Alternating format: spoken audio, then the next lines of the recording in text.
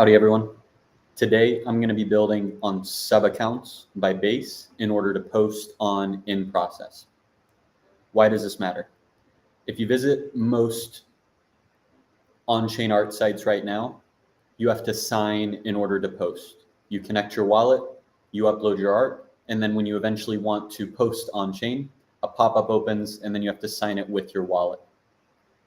If you have a wallet like I do that I've been using for years, you start to build up this fear that the wallet that I've been signing with, I'm signing some scam or some malicious transaction that's going to steal all of my funds.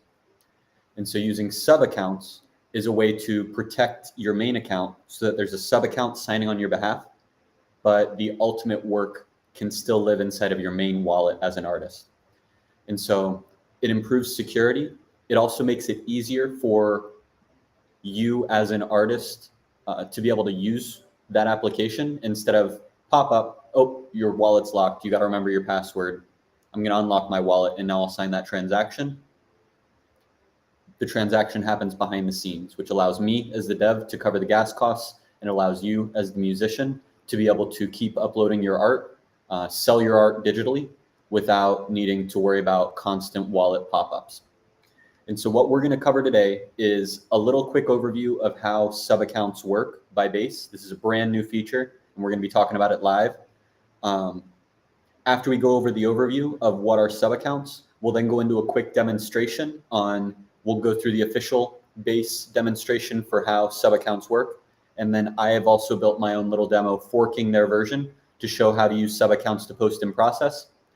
And from there, we're just going to go down the rabbit hole and I'm going to show more details for how I'm expanding upon the sub account for using sub accounts within Process. In Process is an app that we've already built. It's already live. You can already visit it. And I'm going to be making updates in order to have an interface that works with sub accounts by Base. And so to get started, the first thing we're going to do is go over the documentation. So let me open up that page and start sharing the screen, and then we can go over the overview of what are sub accounts.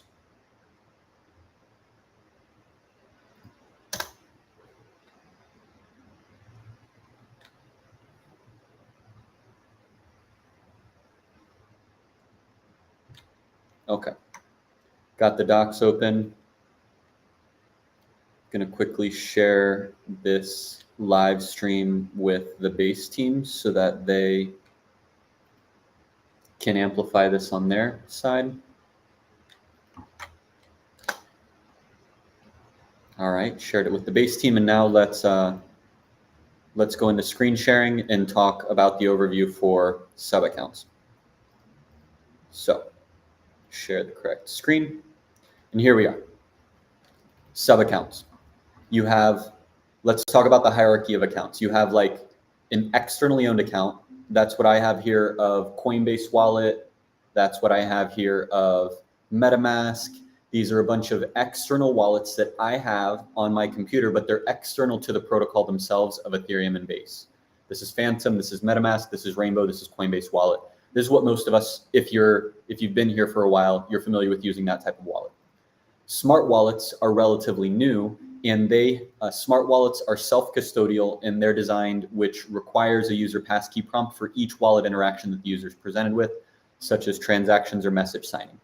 And so while this means you don't need to have a wallet on your computer all the time, you're just going to use a passkey to sign. It also impacts your experience when using applications that may require frequent wallet interactions. And so to support using smart wallets with user experiences that require more developer control, we've built sub accounts in conjunction with ERC 7895, a new wallet RPC for creating hierarchical relationships between wallet accounts. Sub accounts allow you to provision wallet accounts that are directly embedded in your application for your users. You get to control when a sub account is created, and you can interact with them just as you would another wallet with a wallet provider like VM or WAGMI. And then these sub accounts are linked to the end human smart wallet through an on-chain relationship. And so that when you combine it with spend limits, this creates a powerful foundation for provisioning and funding app accounts securely while giving you, the builder, ample control over building the experience that makes the most sense for your application. They've got a demo here. I didn't think this actually showed the capabilities, because inside of this demo, I have to sign every single time. And so instead of showing this demo, let's go into the true demo, which I don't actually know where it's hosted. And so I'll show it running on my own branch, which is at subaccountdemo.vercel.app. This is my personal demo that I built myself to prepare for this live. And so you can see I'm already signed in over here, but all that I need to do is disconnect. I'll sign in with a smart wallet. I sign in, make sure that so this was the actual pop-up of my passkey, and that was should be the only time that a passkey opens. I used my passkey in order to create the sub accounts. And so now I have 2 sub accounts, and now I can use these 2 sub accounts to send a transaction or sign a message. We've now shifted from the quick start overview, and now we're into the demo. And so if I click sign message, it used the sub account to sign that message.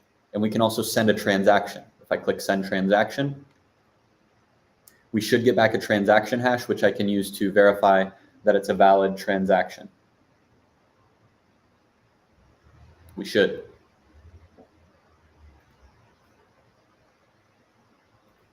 Let me check out the logs and see if anything broke. Looks like it's failing to send transaction because the replacement transaction is underpriced. And so it's trying to use this wallet to sign a transaction, but this wallet already has such an in progress. Let me check out Base Sepoli and see if this wallet has actually sent it.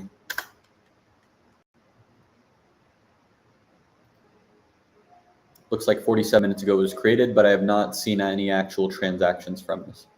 Let me try one more time to use this to send a transaction. And if it's not going to work here, I'm going to continue doing other stuff. Okay, this time we got a transaction. So I clicked send transaction, we got back a transaction hash. And now let's look at this transaction on chain to see the contents of what happened. This is an example transaction, and we can see that it was sent from this, which is a relayer of transactions.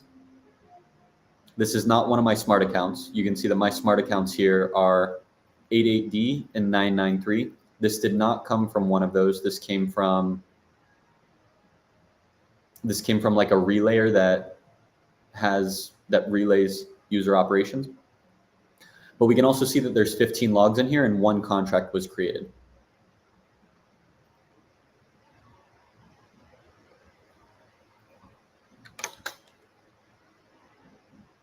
The contract that was created is a digital art collectible, and we can check inside of the logs to see that the setup new contract was called on the in-process factory, and it created a brand new collection. The creator is my smart wallet, and so you can see this creator and default admin addresses. Both of these are should be the same as my smart wallet. We can see that the creator is the same as my smart wallet, but the default admin is actually different from my smart wallet. So that's one of the things I want to change. And then going back to what we've done so far. So far, we have already talked high level. What is a sub account? How do sub accounts work? What's the relationship between my smart wallet and my sub account? The smart wallet owns the sub account. The smart wallet, every single time a transaction or a signature needs to happen, it opens up your passkey and you have to sign with your passkey. But with a sub account, you can, as a dev, you can sign transactions invisibly. And you might say, well, when did I give permission for you to be signing transactions invisibly? When you sign in, you gave permission from your smart wallet. So we open up here inside of your smart wallet. Hey, you're signing in and you gave us permission to create a new account inside of your Coinbase wallet. And so my main account, my smart account is 9931. And so my main account is 9931. I have access to that wallet. I'm here signing with my passkey. And then in addition to my main Coinbase wallet, my Coinbase smart wallet, I also have a sub account. So this is my smart wallet. The latter address is my smart wallet. And then this address is my sub account. We have both that we can use to sign transactions. Whenever we want to use the smart account to sign transactions, it's going to open up the passkey, and the passkey has to sign, which is going to slow down your human interaction a little bit because they have to physically sign something. Whereas when we use this wallet, the smart wallet sub account, you can see that we sign a message and no transaction opens. It just happens behind the scenes. I click a button to send a transaction. A new transaction hash is going to be executed without me having to leave. And so if you're building something with a lot of transactions like a video game and you don't want a pop-up opening every single time, or even on a collecting and purchasing platform of digital art, doing this allows us to send off a transaction, and we can see that that transaction happened with no pop-ups, happened 16 seconds ago. And so we're able to sign and create transactions in a mental model that I like to think of as invisible Web3. We're storing things on chain because it gives us immutable data. It gives us transparent data that's accessible to anybody, anywhere globally. But what we don't want is an experience that's worse than using Spotify or Bandcamp or SoundCloud. Spotify, Bandcamp, and SoundCloud, you don't have constant pop-ups opening up asking you to sign things when you upload or when you like or when you download or purchase. And so we want to recreate the top tier musical experiences that you see on SoundCloud and Bandcamp and Spotify on chain, where the infrastructure is better, the musicians get paid instantly, there's fewer people in the middle that are taking away some of those percentages with fees. And that's why this is important to me. And so we've talked about what is a sub account, how do they work, what's its relationship with a smart account. I've shown you the production demo that I built where we are publishing art on chain. What we want to do now is I want to expand this app to be able to actually show the art that I'm creating on in process. And so we can see here's the collection that was created. And I should be able to verify that this is an on-chain art collective by verifying that it's a proxy, going back to that contract. And then in the read, we should have a name field, which is going to be our collection name. And there's going to be all the fields in here for using a digital art collectible. Here's my name. I've hard-coded it as my NFT collection, but it has everything we need in order to, it's an NFT. It's an ERC1155 digital collectible. You have the balance of method. You've got your contract URI method. You've got the URI method, which shows the metadata. And so here's the metadata. Token 0 is our contract, and that has metadata. But if we check out token ID 1, we don't have a token ID 1, which means we can't check this out on in process. And so my goal now for the rest of this video is going to be to update the sub accounts so that when we're creating a digital collectible, I can go to inprocess.fun/collect/ I think it's bsep : and then my collection name /token1. And this, after the changes that we make, should show us an actual token here. Right now, it's just going to be an empty page, but we're going to try to make updates so that we can actually see it. I'm going to try going to testnet.zora, and let's see if I can see this contract on Zora. Because sometimes I can visit Zora and see these contracts and they'll show up, but it looks like here it is not going to support my, oh, here it is. So we can actually see that it's a digital art collectible on Zora. And so on Zora, we can already see it's an empty collection. It doesn't have any tokens inside of it yet. And so that's what I want to update now. We are already creating digital art using sub accounts by Base. We don't have to sign any transactions. All that we do is visit the app. This I'll change to say publish. And so what we want to do now is change this so that it's more apparent that this is for digital art. I want to update the design so that you can see the art that you're uploading. And then when you click create, it gives you a link directly to, so I want to be able to see the art. And then I want on success, I want a link to be able to see this on in process or on Zora, whichever. Link to view the art. I want to be able to see the art, and I want to be able to go to the art after I create it. We don't need this sign message. I can remove that. We only care about transactions here. And I want to clean up the account so that it looks a little bit prettier. So we want the design to be improved. the main functionality is that we need setup actions for token 1. Setup actions to create the first token on this digital collectible collection. Setup actions, first token. And I think if we do both of those things, we will be in a great place to wrap up and have this be the first example of how I'm using sub accounts in order to create digital art on InProcess. And just to briefly cover it, because I'm not sure I already did, InProcess is a platform that was built by Latasha and myself so that artists have a place to go to where they can upload their art, put whatever price they want on it, and get paid instantly with 0 fees for uploading that art. This is a protocol that we forked from Zora before they moved over to coins. So this is collectibles. These are ERC 1155s instead of their new coins, which are ERC 20s. And instead of on the coins where creators only get 0.5% of the transaction fees on swaps, when you post on InProcess, which is also on Base, you get 100% of the purchase price. And so, for example, David, an artist here in Argentina, he's uploaded a couple of moments. And if I go into one of those, this full purchase price goes right to him when I purchase. If I buy, he gets that full purchase price, not 0.5% of the purchase price, 100% of the purchase price goes directly and immediately to him. And so that's a little bit about what InProcess is. We've already talked about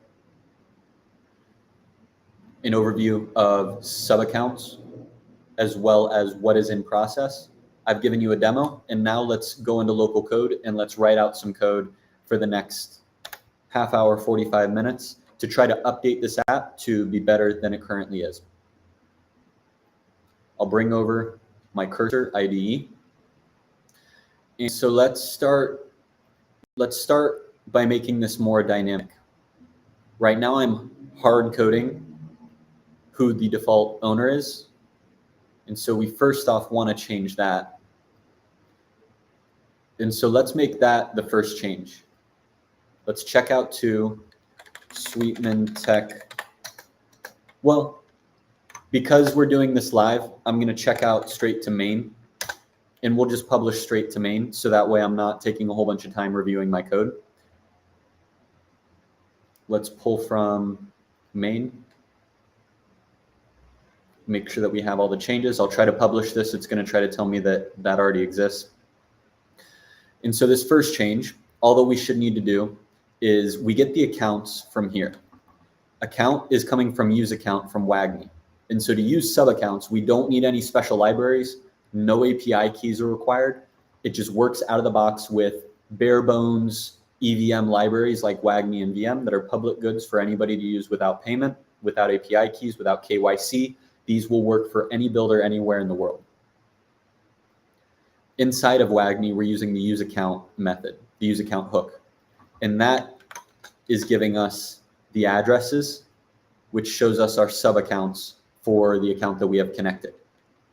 And we already can see inside of my demo, let me make sure my demo is running locally.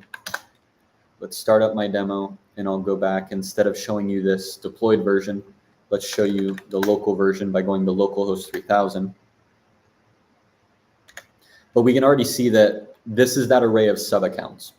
And so if I want my actual sub account, this wallet, I'll use sub account 0. So I can use my account.address is 0. So right here, instead of me hard coding a wallet address, I can say account.address is 0. And this should already start to change up the functionality for how this app works. It's going to complain and say that it's possibly undefined. I'm going to try to make the assertion that it does exist.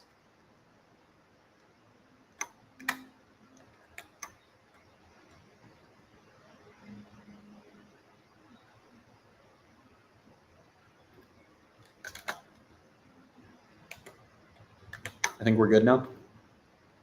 No more errors. And we've gone from hard-coded address that we had before to now dynamically using the smart wallets to get the collect contract data. And so let's talk through this code a little bit. I know I just kind of jumped into it. So taking a step back, This is the main page that you see when you visit the app. It's still compiling, but this is that page component. You've got an account section and a connect section. You can see it here. Here's the account section, and here's the connect section. And inside of it, we are showing our sub-account addresses by stringifying the accounts that come from WAGMI's use account hook.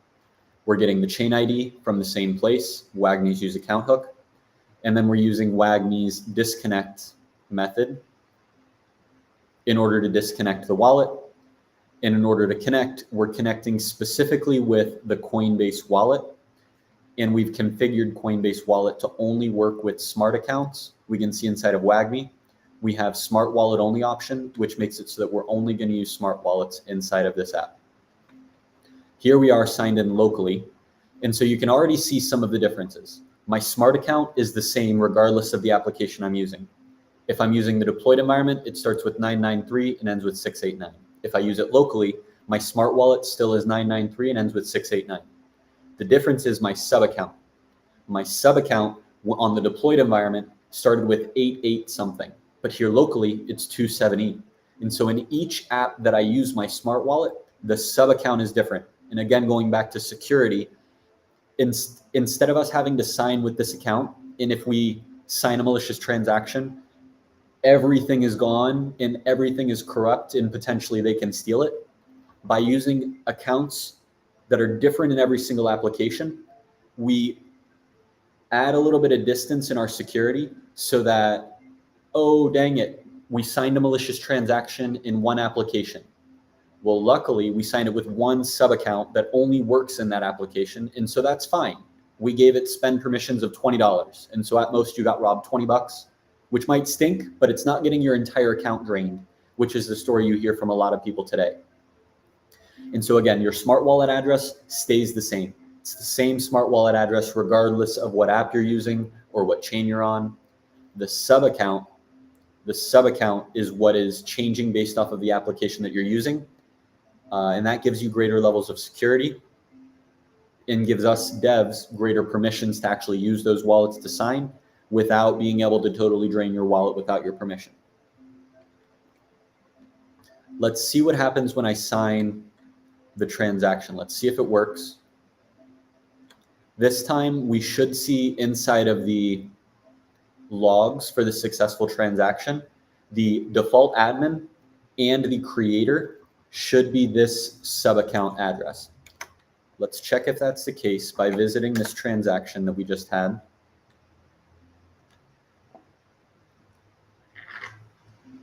We got a new digital collectible. And so we can take this digital collectible, take it back over to Zora where we're verifying.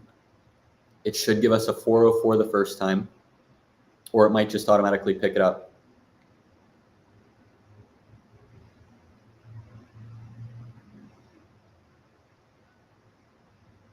Well, while we're waiting for that to load, let's go into the logs. And inside of the setup new contract, the creator and the default admin are now my smart wallet address, and neither one is hard coded. Everything has been passed in. To dive a little bit deeper into how that's working, when we click the send transaction button, this is how we send a transaction using a smart wallet's sub account. We're using send transaction async, which is again coming from WAGMI. It's nothing special. It's just using normal right out of the box WAGMI. And then we're just passing in normal transaction data. The 2 is the factory where digital art is created on in process on base Sepolia testnet. Value is set to 0 because it's free to publish your art. And then the data, this is the important part. The data is coming from a function that I custom wrote called get create contract data. And the only thing you have to pass in is the owner address. So inside of this function, we have the default admin. Here I have hard coded the URI. I've hard coded the collection name. Here's the royalty information for secondary sales for the digital art. Here's our full arguments. And then this is that data that's being signed. We passed in an ADI. The function name is create contract. And then the args were passed in up here, which includes the URI of the collection, the name of the collection, the royalty info, the default admin, and setup actions, which right now is empty. And that's going to be what we're going to update in a little bit in order to make it so that we actually create that first token on in process so that it shows up with metadata when you view it on Zora, and it'll also show up with metadata when you visit it on in process. Here you can see that new collection that starts with 827 is now showing up on Zora, and we have the name of that collection. Let's just to show you a little bit more, instead of my NFT collection, I personally don't like the word NFT, so I'm going to call it my art collection. Let's save that change, come back over to here, and now let's send another transaction. We can check out. It looks like it has not updated, and so I'm going to ignore whatever transaction comes out of here, and we'll send it out again to verify that we are getting the most recent transaction. I'll send it again. It's now saying my art collection. And hopefully when this finishes sending, we get a transaction hash. And this time we'll go straight over to Zora just like we did last time. And instead of my NFT collection, we should now see my art collection. Let's take the collection address. Let's go back to Zora. Let's paste it in here. The first one's always going to be a 404. Let's try it again. And on refresh, we now see up here in the title, it is my art collection. And so we can see this is us starting to tweak some of those details so that way we can customize it for our own needs. Okay, so we've got a dynamic address. Let's make our first commit and say dynamic owner and royalty recipient for digital art.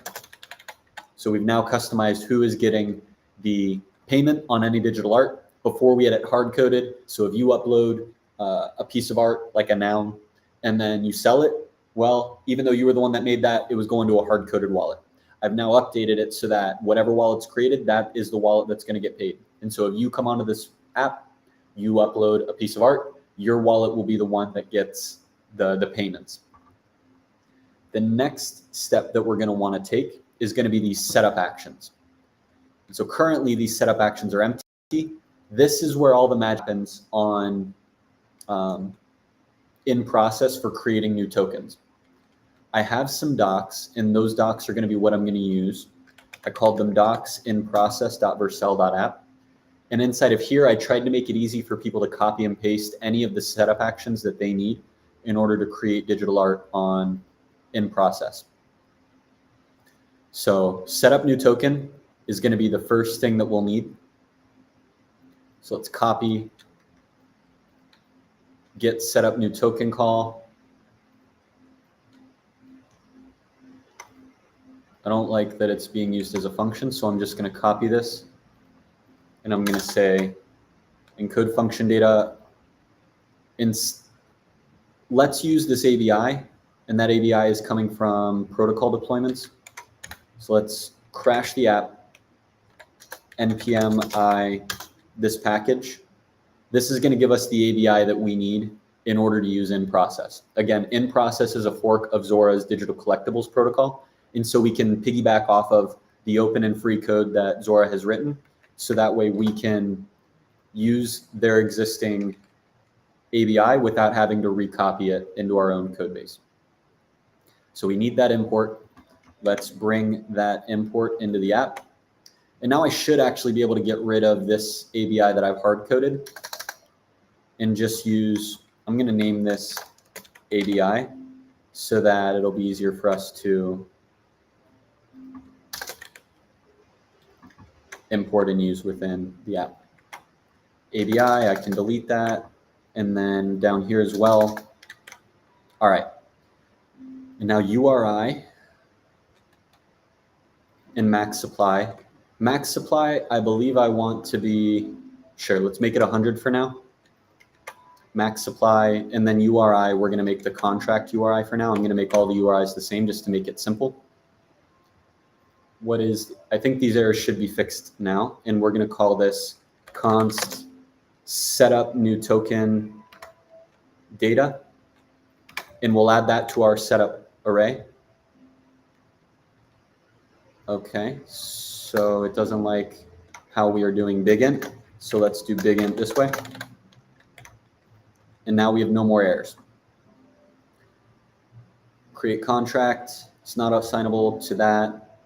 Let's call this as const, see if that fixes.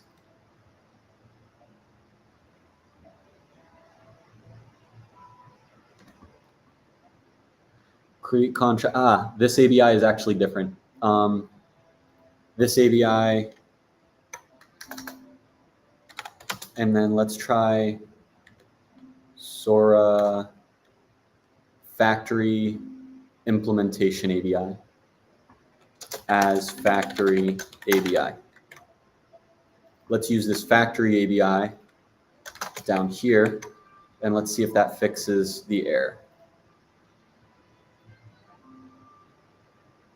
Factory ABI, looks like that got our error to go away, and now we can delete this type wrapping because it's no longer necessary. We've added one single setup action. We're setting up a new token. And those args, are those args correct for setup new token? Let's drill into this ABI and let me find setup new token. It takes a new URI and a max supply, that's it. So this should create token ID 1. And so we should be fine there. Let's keep going with these other details. We then want to update the token URI. So we've created a token, then we want to update the token URI. I actually don't think we need to update it because we set it in the first step. So we shouldn't need to update it. We might want to update royalties. We might want to set a sale config. But setup token might be all that we need. Let's try just setup token to see if that's enough. In order to do so, let's go back to our app. Let's set a transaction and see if we have, okay, so we still don't have any setup actions here. So for some reason, we're not using the latest version of this app. Let me refresh the page and see if that fixes it. If you've tuned in this far and you have any questions about how to use a sub account, reply in the comments because I'm actively checking the comments. And so if there's something you would like to see demonstrated for how to use sub accounts, my goal is to make it easy for anybody to use sub accounts in the applications that they're building. So that way we can have more on-chain invisible applications out there that are working on and striving to build top tier human experiences and making all the on-chain complex stuff invisible so that people don't have to worry about it.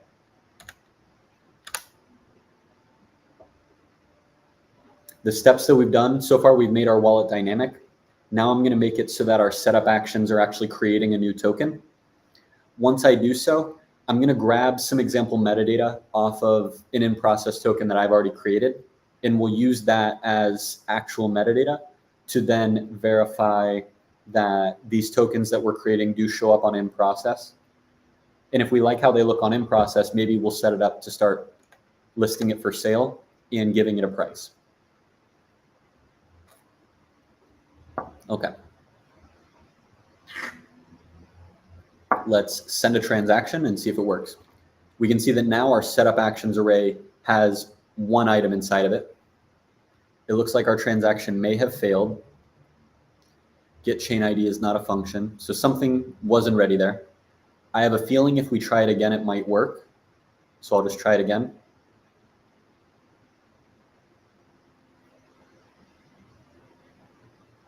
Okay, now we got a successful transaction. Take this transaction hash, put it into base Sepolia scan.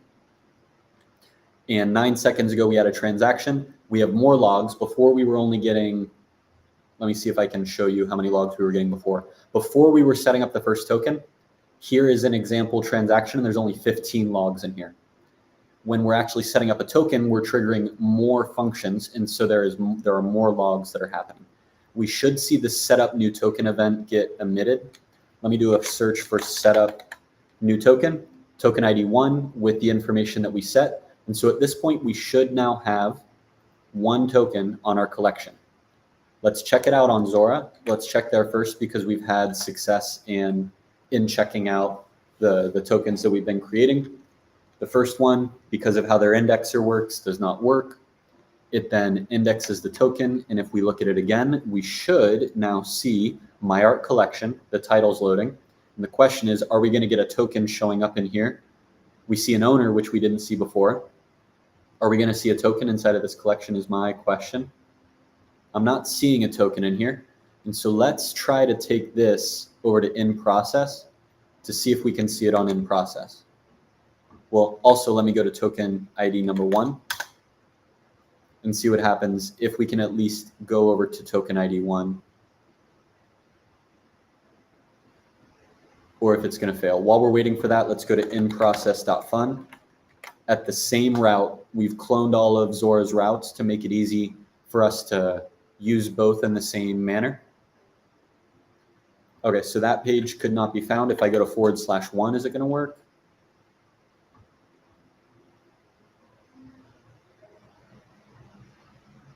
Okay, it looks like our page is loading.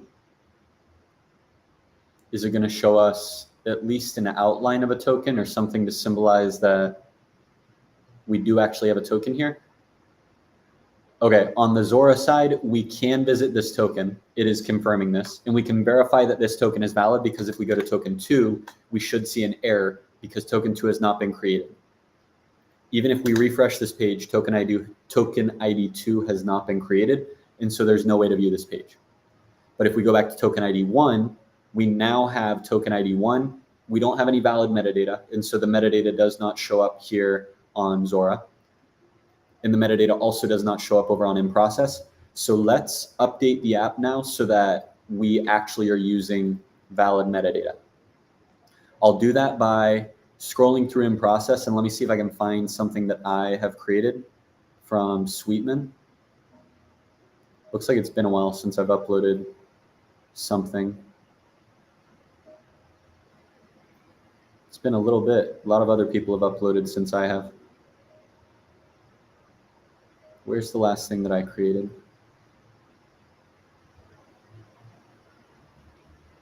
The Circus, Duchy, the Park, Eternal Garden. It looks like it's been a while since I have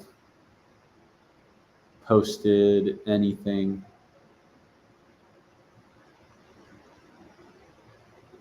Let's keep going because I don't want to use anybody else's art.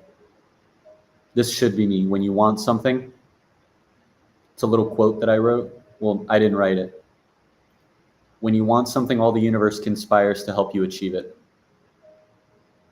Let's take this route over to the actual Zora app because this is on mainnet. If we go to Zora and we check out this token, we should be able to get an easy link to be able to get the metadata. Here's the title. Here's the description. There's an image. And let's try to take this metadata and use this for our collection as well as for our tokens. If we go to details, can I view the metadata?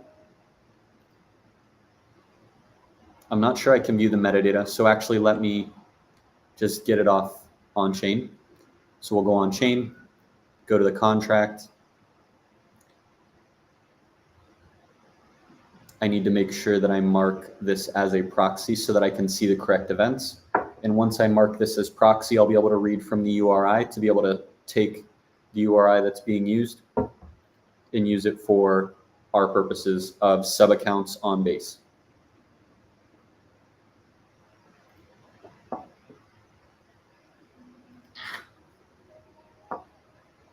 Let's copy this. Well, I actually don't need to copy it. Let's go into the contract tab, go to read as proxy.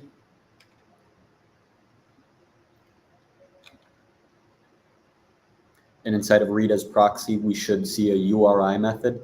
And from there, I can read token ID 1 to see what the metadata is for the first token. And we're going to just use that as our new hash. So that way we're actually using URI info. Let's replace this mock URI with my actual URI. And now let's try creating it again to see if this time we're using our new, nope, we're still using the old info so far. We just did a fast refresh, so let me try it again. We now have a new Arweave hash. And so this is actually what we want. Let's see what we get from the transaction hash this time. Take the transaction hash and we do the same loop. Let's go over to Basepolia, paste the link in here. and we got a brand new collection. Let's take this collection and let's just go straight to in process on bsep for the collection address. And hopefully we're going to show the metadata here. It might not show on here until we add a correct sale, but I'm hoping it shows. Okay, so far I'm not seeing it. And so I'm thinking if we want it to show up on in process, we actually need to set up a sale. And if that's the case, let's use Zora for now as the application to demonstrate it when there's no sale in process.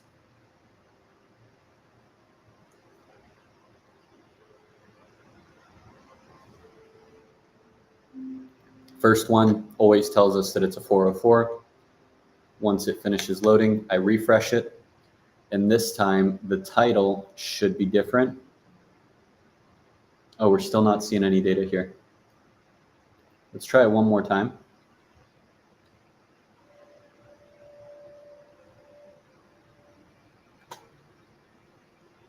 If this doesn't work, I'll go to the top level collection to verify that at least the collection's correct.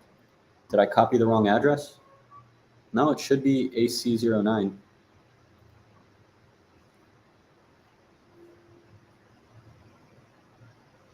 But we're still not seeing the collection this time. There it is.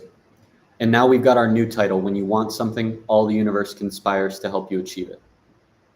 We can see my art collection has the description of when you want something, all the universe conspires to help you achieve it. It's got the same photo. And then we also have one token in here. And this single token has the metadata of our token. And so we've now updated our setup actions in order to include setup new token. The other thing I think we'll need in order for it to show up on in process is list it for sale. And so if we can get there, we'll list it for sale at the end, but I want to be cognizant that we have about 18 minutes left in the stream. And I want to make this look prettier. List for sale. So let's push these changes straight to main. And so the changes that we made here are we added Zora's deployments to get an official ABI. Zora package for ABI. And we also updated our deployment function to use those new ABIs. And we also updated our contract URI and we added setup new token. The main change here is setup actions now includes setup new token for token ID 1.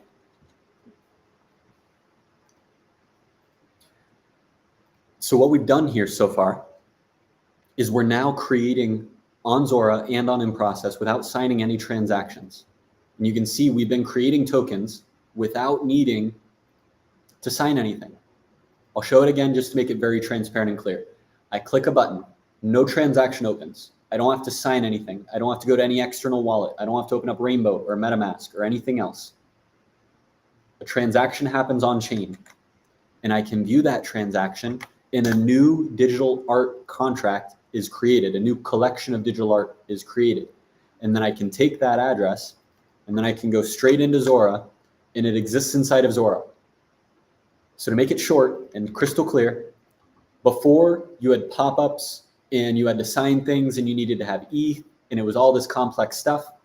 After sub accounts on Base, all you have to do is click a button and then magically behind the scenes, your digital art gets created on chain. You can view it on in process. You can view it on Zora. All of that happens because of sub accounts for smart wallets on Base.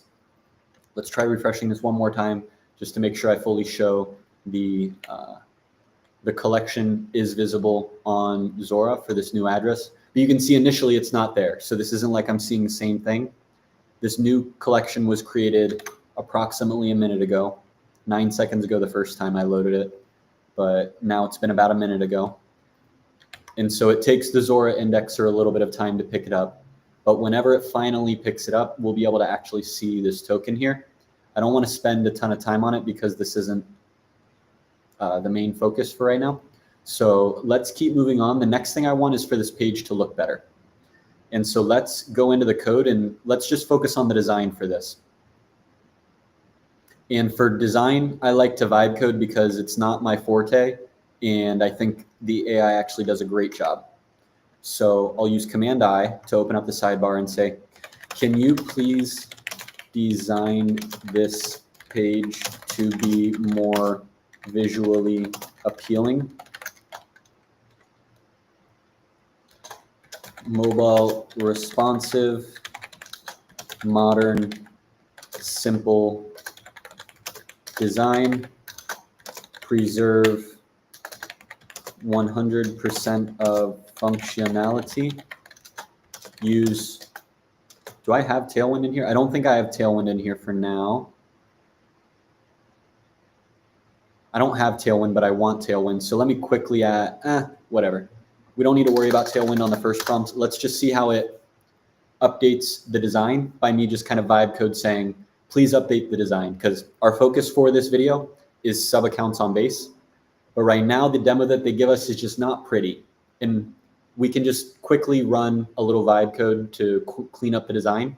And we should be able to get a way better design than what we see here. So that way, when we're playing around with smart accounts, with sub accounts on base, it looks better, because we're building this for artists. And artists aren't going to use something if it doesn't look pretty. And so let's spend one prompt to try to clean it up and make it prettier. The main question I'm going to have, well, I guess two questions. One, is the design an improvement upon what we already have? And two, does it still work? After we implement these changes, does the functionality still work, or is it going to change some of the functionality in addition to the designs? Looks like it's now creating a CSS file because, again, I have not imported Tailwind. I'm just going to blind accept this. And let's see how the styling looks that it writes up. Whole bunch of styling. We'll accept it. It didn't have this import the first time, but we do now have it. So hopefully it auto refreshes. If it doesn't, I'll manually refresh the page. Let's see. Fingers crossed we have better design now. So far it's looking exactly the same. Now it's doing an actual refresh. It looks better already. I don't care about the sign message part, so I think I'm going to remove that. And the sub accounts are too wide.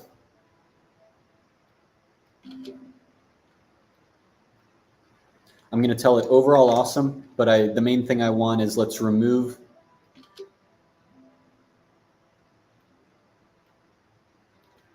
overall great work.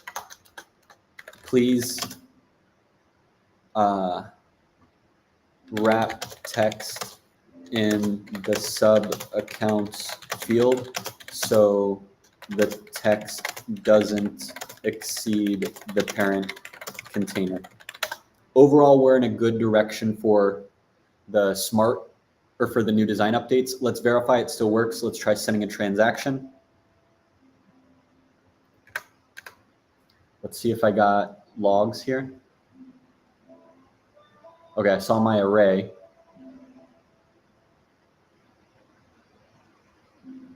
Let's see if we can see the successful transaction hash anywhere.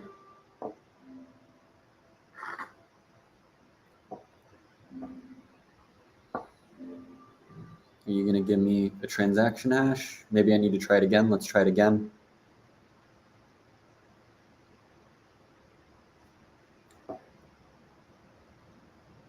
There we go. Here's our transaction hash. It's now wrapping all of our text properly. And so let's push this as, and it should also work on mobile. On mobile now. Yeah, on mobile it looks great as well. So let's do the other slight cleanup I want to do is I want to get rid of sign message. I can do that myself most likely. Let's find where sign message is and let's just delete it. Accept. We no longer need that divider. So let's also remove the divider. And now we've gotten rid of the last section. Instead of send transaction, I want it to say create art collection. Yeah. And instead of transaction successfully sent, let's say art collection created successfully.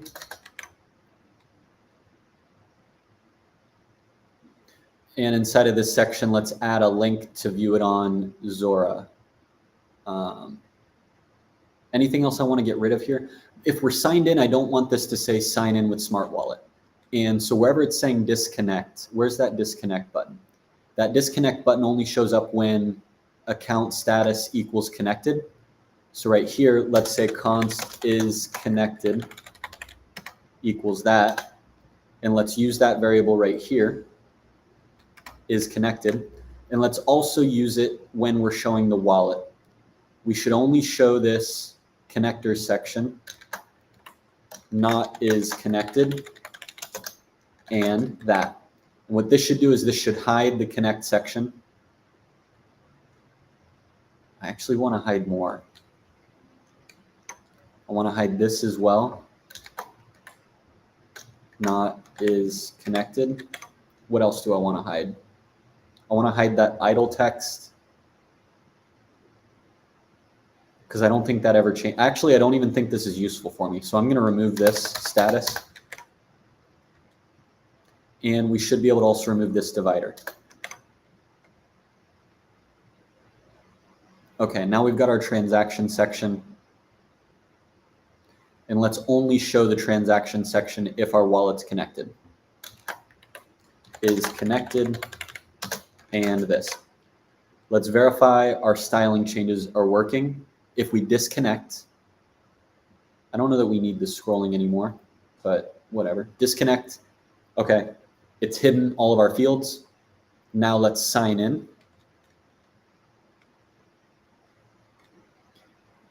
And if we sign in, it tells us that we're creating a new sub account for our Smart Wallet on Base. Let's approve this. Once we sign in, it's going to have us use our passkey. For me, I manage my passkey inside of Bitwarden. Maybe for you, it's Touch ID or Face ID or your biometrics. It's a passkey wherever you have it stored. And then once I'm connected, the title disappears completely, and I actually don't want it to disappear completely. So let's walk that back. And instead of disappearing completely, let's use it to filter the text that's displayed. So it right now always displays connect, is connected. If we're connected, let's say post or create art on in process. Otherwise, let's show connect. And so now we should have a title that says create art on in process. Create art on in process. And we have a button. I don't like how much space this is taking up. There's like a gap. And I think it might be from these errors. If I comment out these errors, does it get rid of that gap? It gets rid of the gap. So let's only show this if we have an error message. That way we're not taking up space for no reason. Error.message and that's going to make it so that everything just kind of fits a little bit better. We're creating art on in process.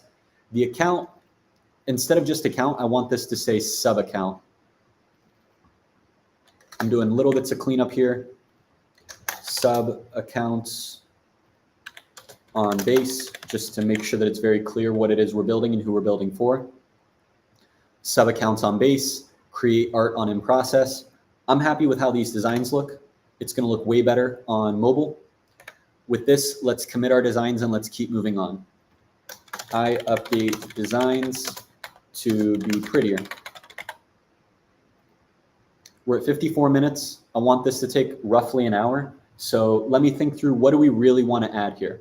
In the last 5 minutes that we have, what else do we want to add onto this app to make it top tier? I've just removed unused imports, remove unused imports. Okay, that's the last tiny change I'm going to make. Let's be really sincere with what it is we want to do. We've updated the design so that it is using our art. We've updated our setup actions to include the first token. I have not included a link to be able to view this on what we created on Zora and on InProcess. So I think what I would like to do is add the buttons to view the token on both InProcess and on Zora for what we're creating with these sub accounts on Base. And after that, if we still have a couple minutes, I'm going to try listing it for sale as well. That way we can purchase the art that is being created. Right now, when we create art, there's no sale. And so you're just kind of creating it for digital provenance to be able to say, I made this thing. What I want it to be able to do is actually list it for sale so that with sub accounts, we are creating art, we're creating tokens, no transactions, no pop-ups required. And then it's listing it for sale so that I can start to earn money off of the art that I'm creating. It seems like for some reason this collection's not showing up. So let's go back to adding a link. And so here, I want to say is connected. Okay.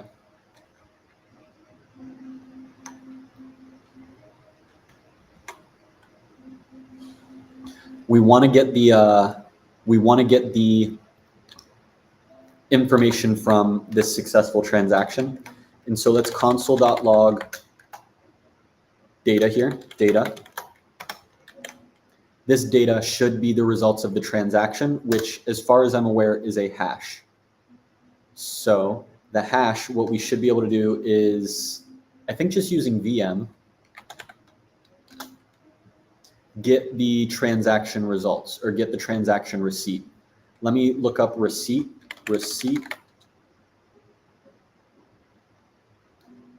transaction receipt. No. Get withdrawal status. Hash. Wait for, I don't think I want wait for. Let's go to WAGMI because WAGMI hooks seem to be what we're using. And so instead of mixing WAGMI hooks, which are great for React and VM, let's stick with WAGMI when we can. And right now we're using use send transaction. So let's see if use send transaction already has it. If not, I think we want use transaction receipt. Use send transaction inside of VM is right, or inside of WAGMI is here. We get data, and data is just the last resolved data for the mutation, which should be the results. Variables. Yeah, I think what we want now is use transaction. What did I just say we wanted? Use transaction receipt. Transaction receipt, and the transaction receipt should include the data about the transaction, I think. The record of the results. When a transaction is submitted, it's processed by miners. The transaction receipt is generated. It includes the hash, the block number, the gas use, the status, and the logs. And so the logs use, is there anything for logs? Logs.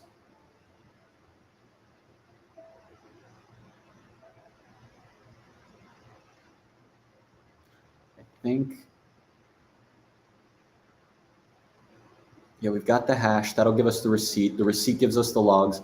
Maybe this is enough. Let's try this. So result equals, let's throw it in right up here.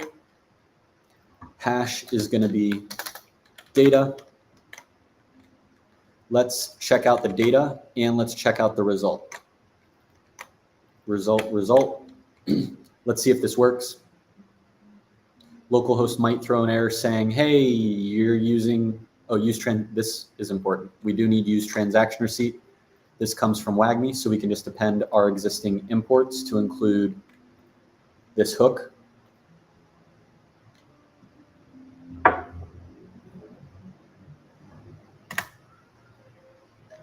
That should fix the first error that we saw.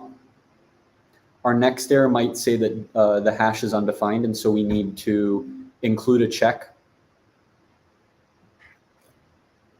Looks like we're good now. Let's try it. We should already be signed in, so this sign in shouldn't be here, but it is trying to reconnect. It's reconnecting. Is it able to reconnect? It was able to reconnect, and now we can create an art collection.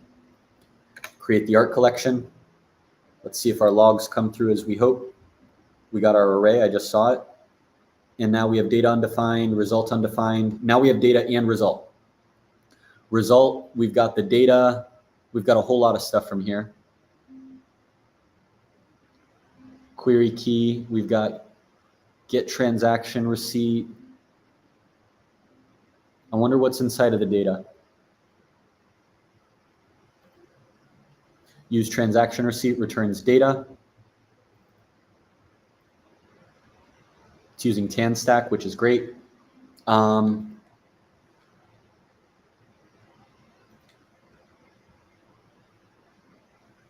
do we want to parse this from here? Let's go back to VM and say decode, or let's look up logs.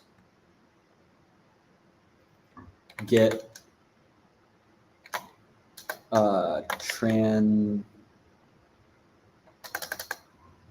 get logs.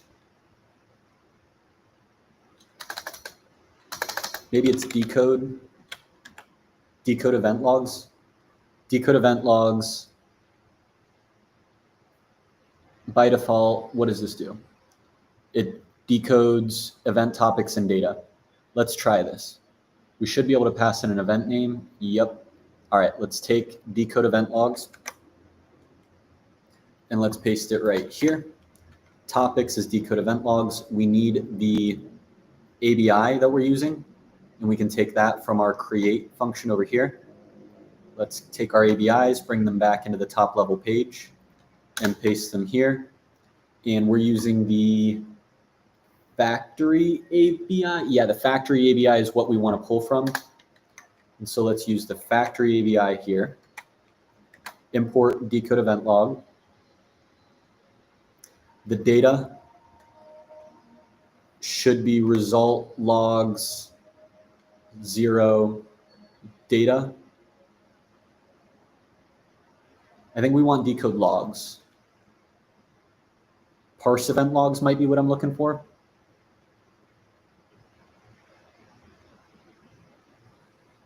Yeah, we want parse event logs instead of decode event data.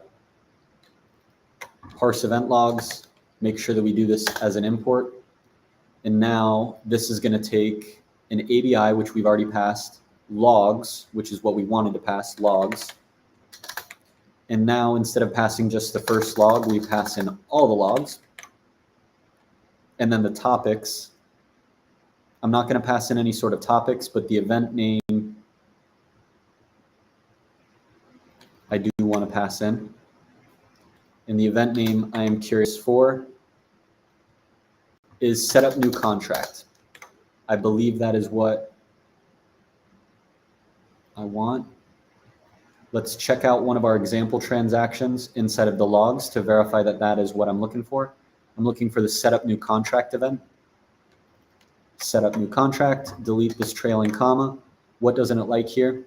Logs does not exist, yada, yada, yada. Let's say result.logs and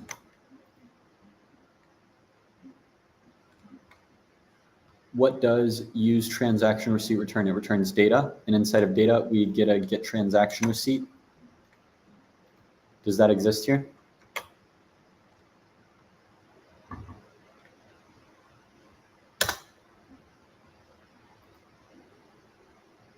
Here's our transaction receipt, and this is going to return what?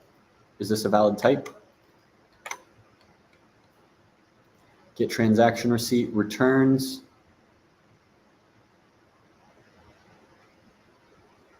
a transaction receipt, and inside of a transaction receipt, we have, I want to see the type.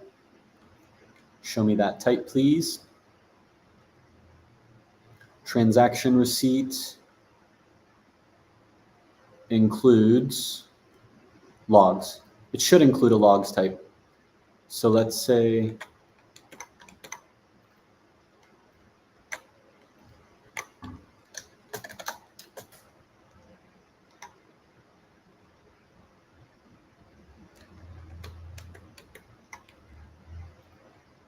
I think it might be result.data.logs.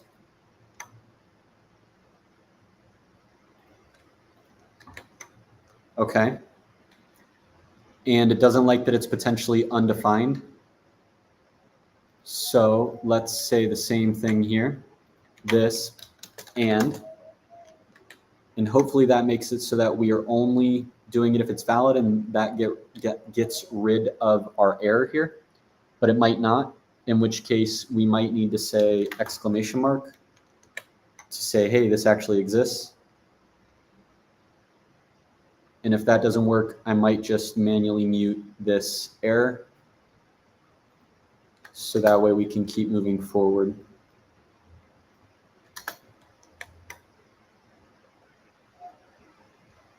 Is it going to tell me? I don't know if it's going to tell me any way to quickly fix this. So let's say TS expect error undefined logs. Is that going to fix it? Let's comment both of these out. Get rid of that red line.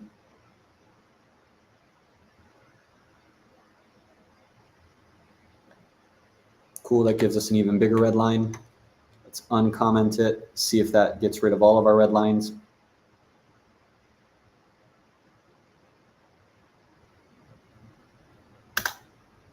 What I'm doing right now is I'm trying to make it so that after we get a successful receipt, we can get the information out of that receipt. Oh, it looks like we got it now.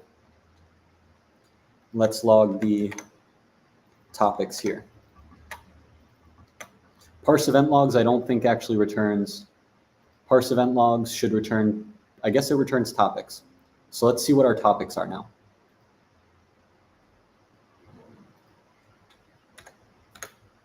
Refresh the page. I don't think we have any errors. Yeah, I'm not seeing any red lines. While we're waiting, I'm going to delete some of the unused variables, like status is not being used.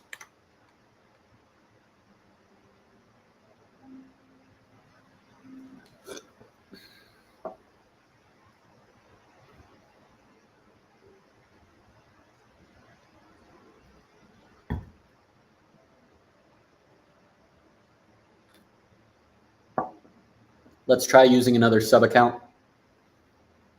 Unable to read map for parse event logs. Let's only try this if result.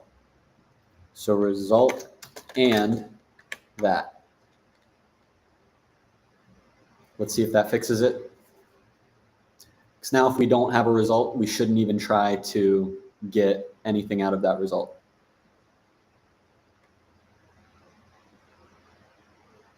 Might need to be more specific and say if not result.data. Let's try saying if not result.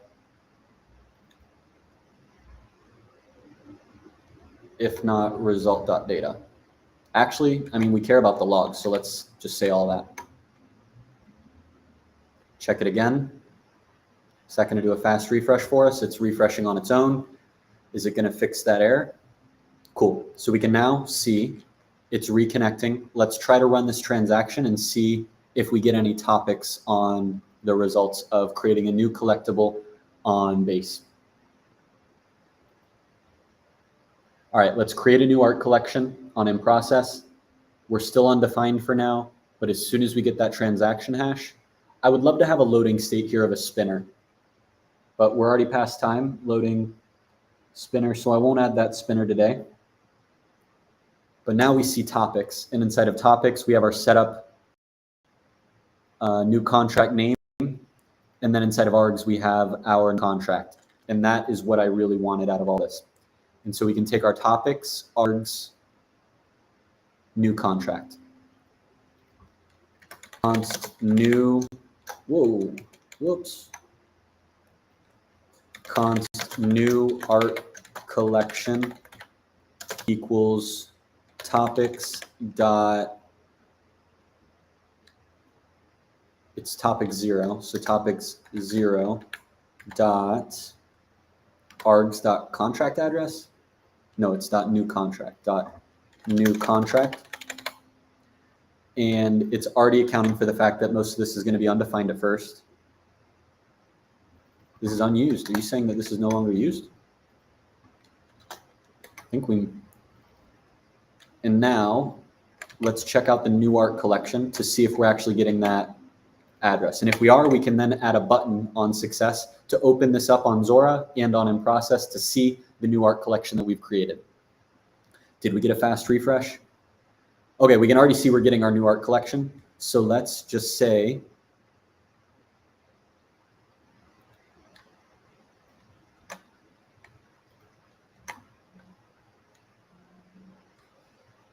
if data is available, please add a button to view on Zora, which resolves to open a new tab at, and then that address is going to be right here. I don't want this to be, and let's include the contract address.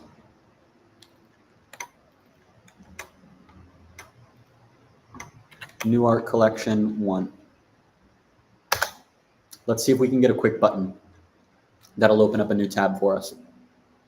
If we get this button, I'll add another button for in process, and at that point we should be good to do a wrap-up conversation on sub accounts. Looks like we now get a new button and it says view on Zora. Let's see if it updated here. Can we see that new button? There's a view on Zora button. If we click on it, it opens up a new tab, takes us to Zora, testnet.zora.co / our new collection address / the first token. We can see it is currently not showing us that info. So let's go back to the collection itself and see if we can get that collection to be seen.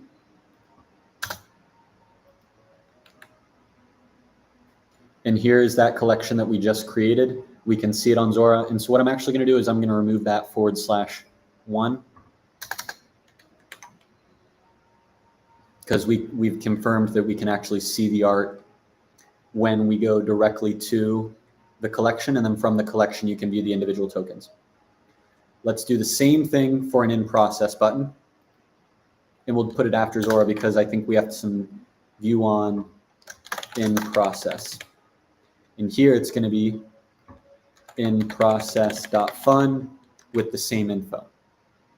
So we should now see view on Zora, view on in process. If we open it up on in process, now we have a one-click easy button. We can create, and in this case, I absolutely do need the token because we don't have an actual collection page yet.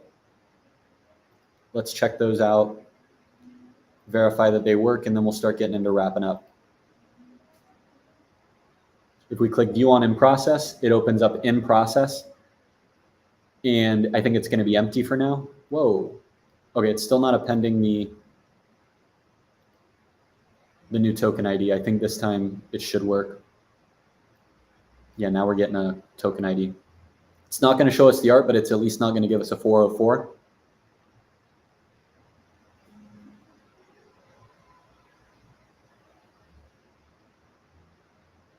And let's check it out one more time by clicking the view on Zora button. And if this works, I'll push the changes, and then we'll do a final test on the deployed environment as I wrap up.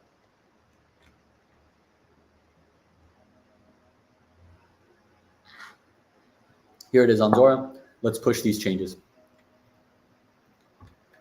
Show buttons to view the art collection I've created via sub account on in process and Zora. Let's commit this, push it straight to main. And I know it's going to take a little bit to deploy. So let's clean up some of these logs that I've left in to make sure that we're not leaving unclean code around. Do I have any other console logs? Here, no. Let me check the whole app for console log. We're logging the args. I'm going to keep that there for now. I don't think there's anything else I want to change. So let's say I remove dev logging, and let's check out this final deployment. If you want to extend the app that I've been building on, it is all open source code that I've been writing. The URL is github.com/sweetmantech/sub-account demo, I think. And what I'm going to do is nope, I did that wrong. The actual URL is github.com/sweetmantech/sub-accounts plural demo. And I'm going to add this as a QR code into this live stream right now. So that way you can just scan the QR code to start building on the app that I've already built. Here's that app. Let's add a QR code into the live stream by going to QR codes. I'll do the MiniKit quick start. Let's change that to say sub-account quick start. I can't too many letters, so let's just say sub-accounts. Save.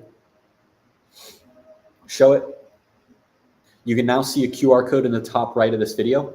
If you scan that QR code, it's going to take you right to this demo where you have a link to view the live app, and you can also clone this work locally. If you're interested in using sub-accounts for musicians, for artists, for other creatives, this is an example app where you can go to subaccountsdemo.vercel.app. It signs you in with Smart Wallet and your sub-account. My sub-account up here is different than what I had locally. Again, sub-accounts are unique on every app that you're using it in. And so my Smart Wallet always starts with 993. We can see that locally I'm also getting 993. But my sub-account on my deployed live app, I have 88D, but locally I'm seeing 27E. So different sub-accounts for each environment, but that doesn't matter because we're building sub-accounts are just temporary accounts that we use to sign transactions on behalf of our main account. Now that we're signed in, we can create an art collection. I don't have a spinner in here, and that's something I need to add. So for now, there's no spinner. You'll just need to know that it is thinking. And then when it finishes, you then can see the transaction hash, and then we can view that collection on Zora, and we can also view that collection on in process. The first time you try to visit it, again, Zora's indexer, you have to refresh the page once or twice. And so if you get this 404 page when you try to use the app and you see an empty page, just refresh it. And then you'll see we just created a brand new collection on base. And we also have it on in process. And so you can view the same collection across any app that you can use to view digital collectibles or digital art.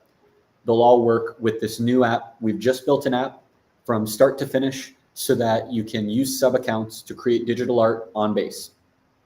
If you have any questions, please leave them in the comments below. To summarize everything, what we just did, why are sub-accounts important? Sub-accounts, for me, allow me as a builder to make it so that I can build apps that are on the same level as Spotify, SoundCloud, and Bandcamp.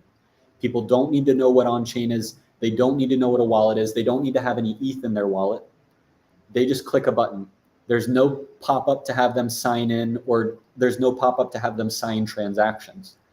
And then I can do things like post art on Zora, post art on InProcess, post art on Manifold. And people can just click buttons like they're already used to doing on Spotify and on SoundCloud and on Bandcamp. The difference is behind the scenes, we're storing that art on chain.